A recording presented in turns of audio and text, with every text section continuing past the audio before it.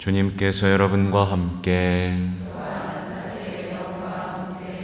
루카가 전한 거룩한 복음입니다.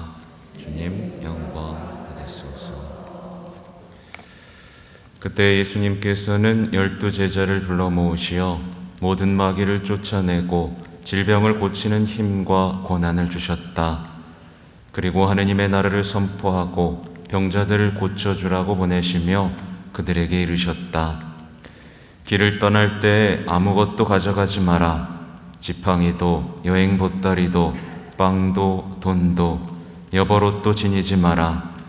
어떤 집에 들어가거든 그곳을 떠날 때까지 거기에 머물러라. 사람들이 너희를 받아들이지 않으면 그 고을을 떠날 때에 그들에게 보이는 증거로 너희 발에서 먼지를 털어버려라.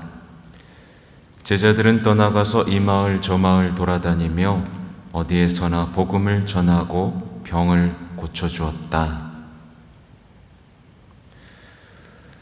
주님의 말씀입니다.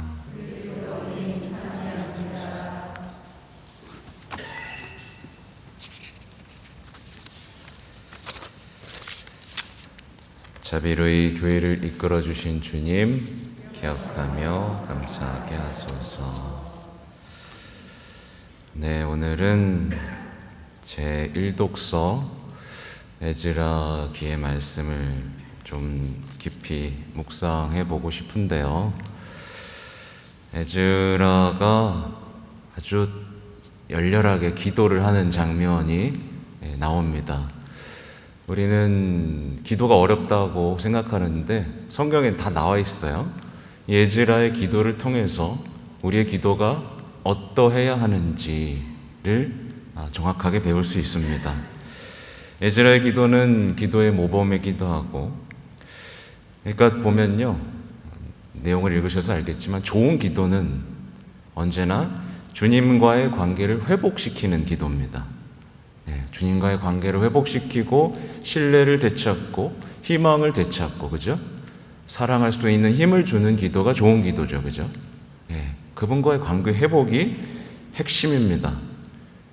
칭얼거리고 달라고 청하는 기도는, 그 어린이의 기도는 반드시 성장해야만 합니다.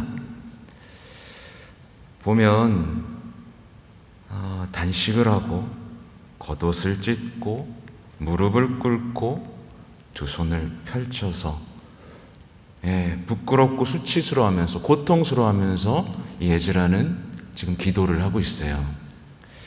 우리가 돌아볼 필요가 있습니다. 우리는 평소에 과연 무엇 때문에 마음이 고통스럽고 찢어지는가? 어떠셔요? 무엇 때문에 지금 고통스럽죠? 보통은 자신과 자신이 사랑하는 것들 때문에 고통을 받습니다. 근데 그리스도인이라면 어떻게 될까요? 그리스도인이라면 죄인들 때문에 고통받으시는 예수 성심과 성모 성심 때문에 고통스럽고 마음이 찢어져야만 합니다. 동의하시죠? 간단합니다.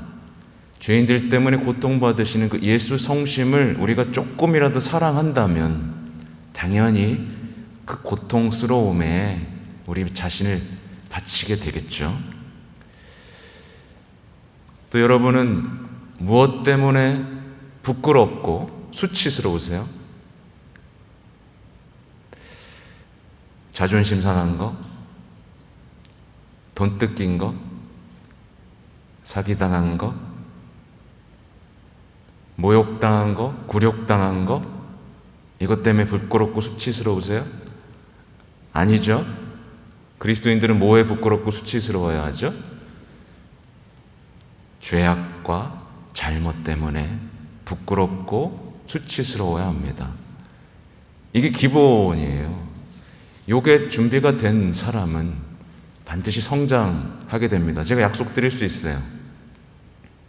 근데 끊임없이 예수 성심보다 그냥 나 때문에 아파하고 죄악과 잘못이 아니라 그냥 자존심 때문에 부끄럽고 수치스러워한다면 우리는 예수님을 만날 수가 없습니다. 단식, 단식하면 배고프죠, 그죠? 죽을 것 같죠? 단식을 하면요, 죽음을 떠올리게 됩니다. 그리고 우리가 가야 할 곳, 그곳에서 심판받을 것과 부활을 생각하게 됩니다. 그죠? 그래서 단식하는 사람은요, 진정으로 아름다운 죽음을 준비하게 됩니다. 단식은 오랜 기도의 전통이고요, 굉장히 기도에서 필수적인 조건입니다. 너무 잘 먹고 잘 살면 안 돼요. 기도를 잘하고 싶으면요. 또 찢어진 옷, 이 뭘까요? 죄에 대해서 마음이 찢어지는 것을 표현합니다. 찢어지도록 아픈 그 마음을 표현하는 거예요. 겉으로 꾸미지 않겠다는 그 허영을 거부하는 것이기도 하고요. 또 무릎을 꿇는 거.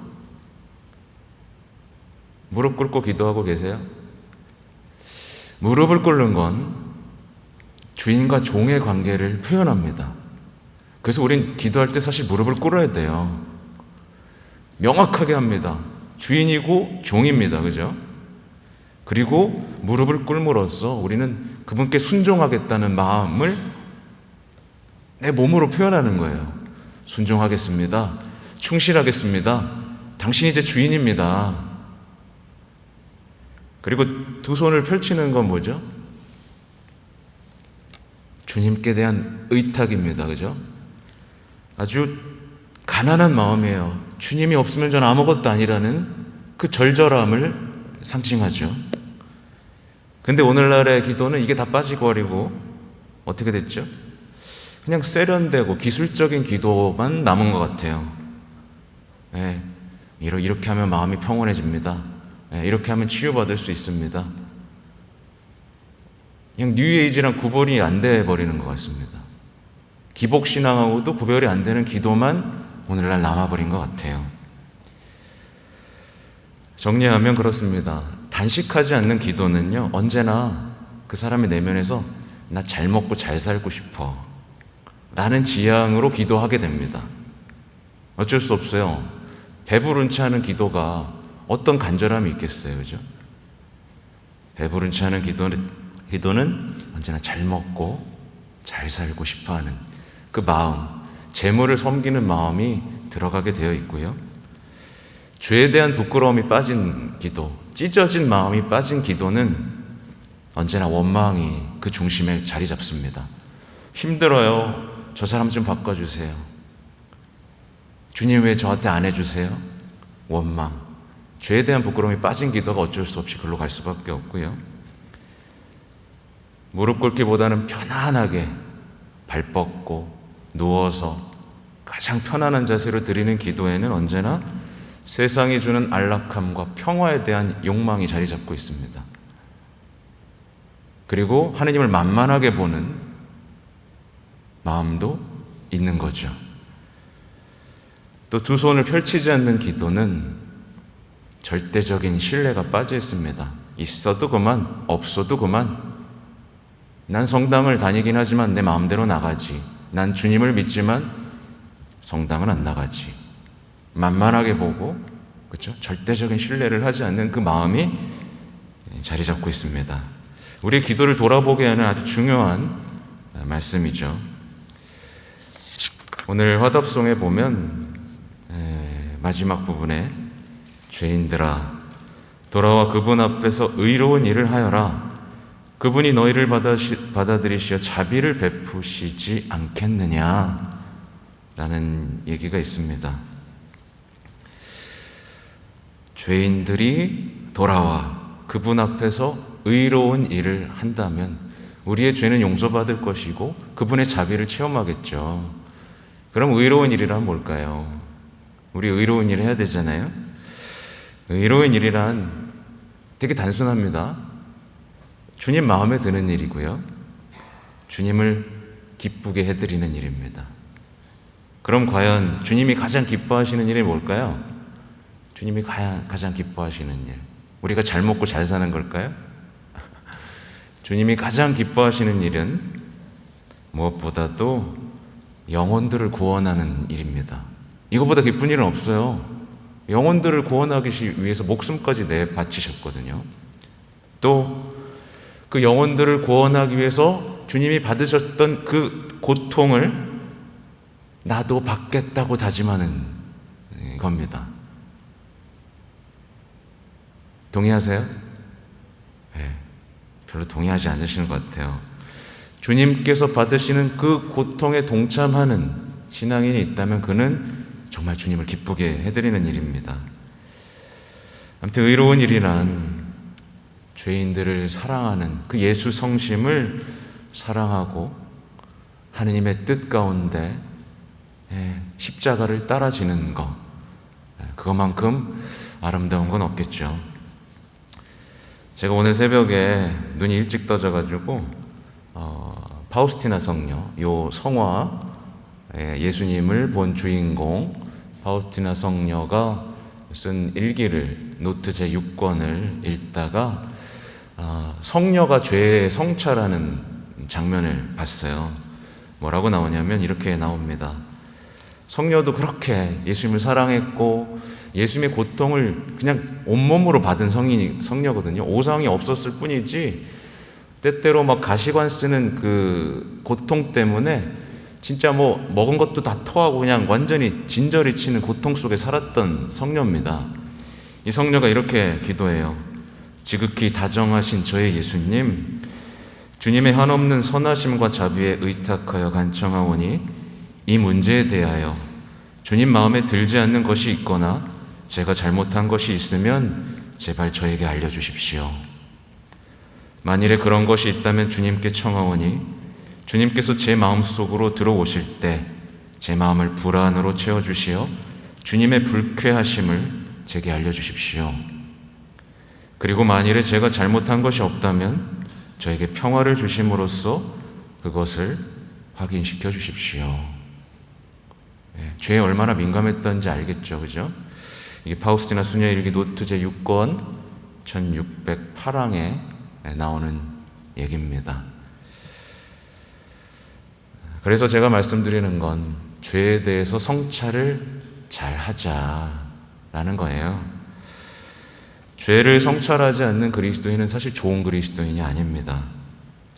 이미 세상의 가르침에 현혹돼서 주님의 길에서 벗어나는 사람이에요. 죄를 성찰하는 것이 그리스도인의 정체성입니다. 죄를 성찰하지 않는 사람은 십자가가 뭘 저렇게 고생을 뭐하러 해? 그냥 착하게 살면 되지. 쓸데없이 돌아가셔가지고 보는 사람 불편하게. 이 정도 마음을 갖고 사는 사람이에요. 이미 그는 주님을 떠난 사람이고 길 잃은 양입니다. 세상에 속한 사람들은 죄를 성찰하지 않죠. 네. 근데 그리스도인은 죄를 성찰해야만 합니다. 자주 말씀드리지만 하느님의 자비를 너무 싸구려 취급하면 안 돼요. 하느님은 사랑이시잖아요, 그죠? 그러니까 하느님은 사랑이시니까 그냥 다 괜찮아. 이것도 좋아하실 거야. 나 행복하면 다 좋아하실 거야. 이게 바로 자비를 싸구려 취급하는 거죠. 우리는 죄에 대해서 부끄러움과 수치심을 느껴야 되고요. 죄에 대해서 아파하는 은총을 청해야 합니다.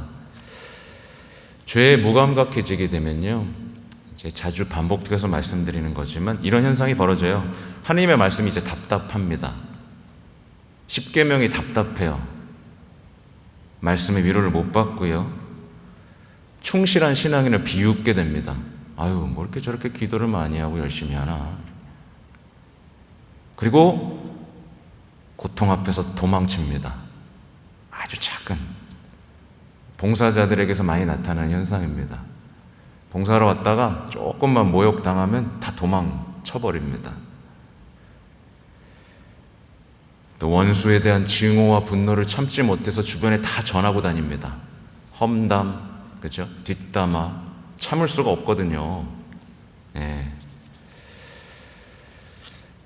또 오늘 복음을 보면 제자들이 떠나가서 이 마을 저 마을 돌아다니면서 복음을 전하고 병을 고쳐주는 장면이 있죠. 근데 오늘날의 어떤 신앙인들은 이 마을 저 마을 다니면서 맛집을 찾아다닙니다. 험담을 퍼뜨립니다. 완전히 반대되는 거죠. 그리스도인은요, 복음을 전하지 못한 것을 부끄러워해야만 합니다. 맞죠? 예, 나는 왜 복음을 부끄러워했을까?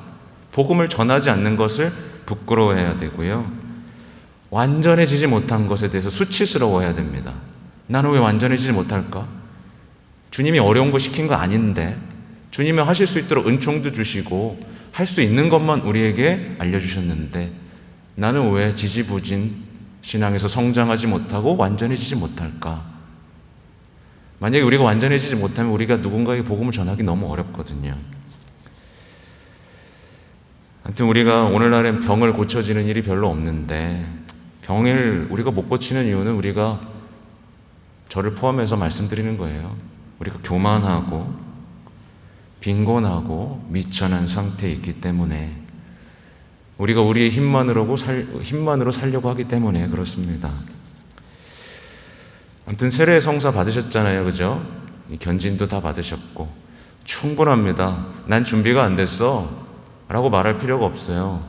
우리는 세례 성사를 받음으로써 이미 복음을 선포할 수 있는 주님의 제자가 되었습니다. 주님께서는 오늘 복음에 나오는 것처럼 주님께만 완전히 의탁하길 바라셨어요. 예, 그분 사랑에 대한 확신, 십자가에 대한 확신, 부활에 대한 확고한 믿음을 가지고 복음을 선포하고 강해지기를 바라셨지, 다른 온갖 장비, 지식, 그렇죠? 교리, 이런 것들을 무장해서 나가라고 하신 게 아닙니다. 다 버리고 주님에 대한 완전한 신뢰로 세상으로 파견하셨습니다. 아무튼 오늘은 그 부끄러움과 수치스러움에 대해서 잘 묵상하면서, 오늘은 기도할 때 죄에 대해 성찰하면서 주님과의 관계를 회복하는 아름다운 기도를 바치시는 오늘이 되시면 좋겠습니다. 아멘.